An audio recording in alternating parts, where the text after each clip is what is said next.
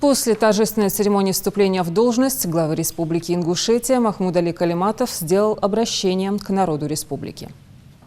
Принимаю это назначение с пониманием масштаба своей ответственности. Выражаю огромную благодарность за оказанное доверие президенту России Владимиру Владимировичу Путину, депутатам парламента республики, а в их лице всему ингушскому народу. Свое избрание расцениваю как одобрение взятого нами курса на обновление. Ингушетия сегодня нуждается в интенсивном развитии всех отраслей экономики и социальной сферы, инфраструктуры, жизнеобеспечения. В соответствии с майскими указами 2018 года президента Владимира Путина в рамках реализации национальных проектов нам предстоит большая работа по качественному повышению уровня жизни нашего народа. Нужно придать экономике большую конкурентоспособность на основе цифровизации и инновационных технологий, вывести на современный уровень сельскохозяйственное производство, продолжить реформы в сфере образования и системе медицинского обслуживания населения. Мы будем уделять особое внимание духовно-нравственному патриотическому воспитанию молодежи, направленному на формирование и развитие личности, обладающие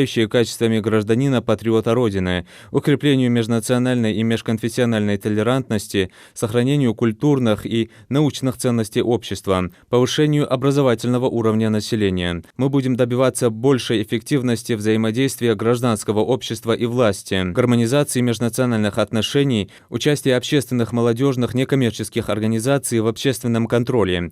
Главными условиями реализации этих задач считаю стабилизацию общественно-политической ситуации в республике, обеспечение единства и сплоченности нашего народа. Отличительной особенностью жителей республики всегда являлась сплоченность и чувство братского плеча. Сейчас мы нуждаемся во взаимопонимании и взаимном доверии, спокойствии и бдительности. Каждый гражданин республики должен решительно пресекать любого рода провокации, домыслы, способные разрушить спокойствие в регионе.